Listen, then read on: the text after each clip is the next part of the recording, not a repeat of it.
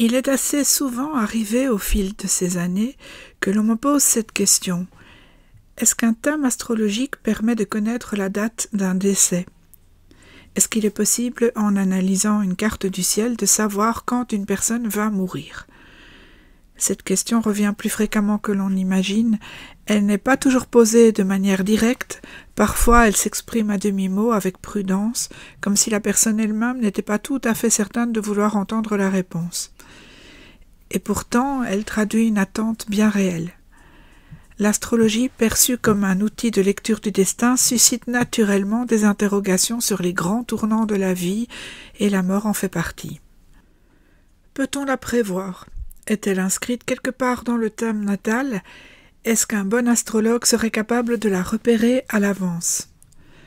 À ces questions, je répondrai très simplement. Pour ma part, non, je ne le fais pas.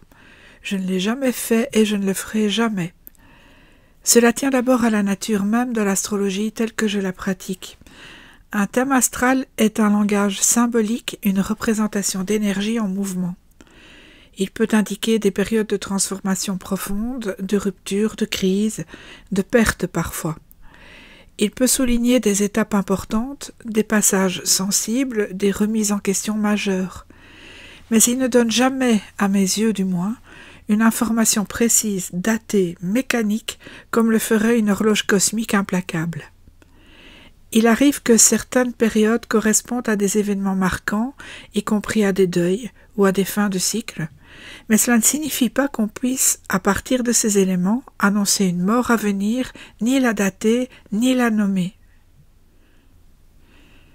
Certains astrologues, dans certaines écoles, ont pourtant tenté de s'y risquer. Des méthodes anciennes, souvent complexes, croisent la position des planètes avec la maison 8, les directions symboliques, les transits des planètes lentes et d'autres outils encore. Il existe une tradition qui cherche à observer la fin de vie comme un phénomène astrologiquement identifiable. Je ne nie pas l'existence de ces pratiques, ni le sérieux avec lequel certains s'y sont consacrés, mais ce n'est pas ma voie, et cela ne correspond pas à ce que je considère comme éthique dans la relation à la personne qui consulte.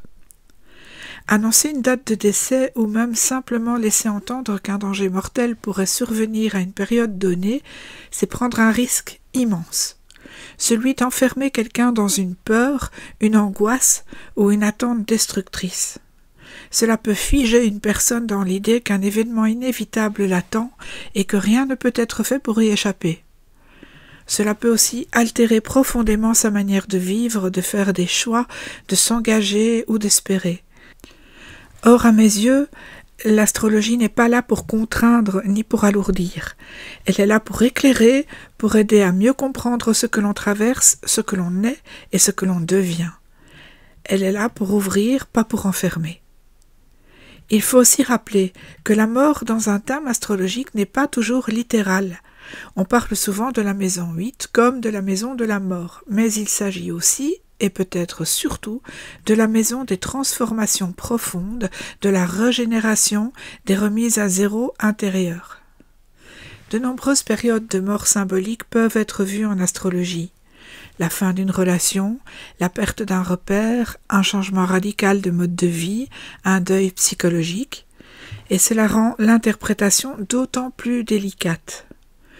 Une configuration que certains pourraient lire comme la fin d'un parcours peut aussi bien annoncer une renaissance, une reconversion, un basculement vers autre chose. Enfin, il y a une dimension humaine, presque intime, à ce refus de prédire la mort. Chacun a sa manière d'envisager la fin de la vie. Certains y voient une continuité, d'autres une rupture.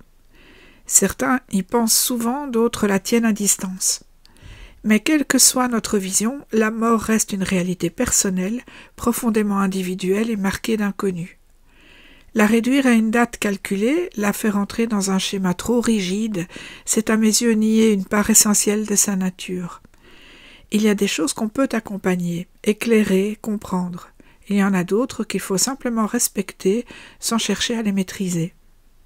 Pour toutes ces raisons, je refuse d'utiliser l'astrologie dans cette direction. Ce n'est pas un tabou, c'est un choix. Un choix de respect, de prudence et de clarté. La vie est suffisamment complexe pour que l'on ne vienne pas y ajouter une couche de crainte inutile.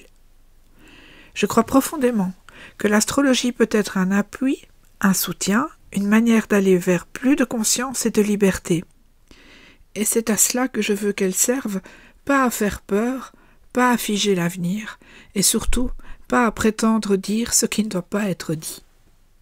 À très bientôt pour un prochain épisode.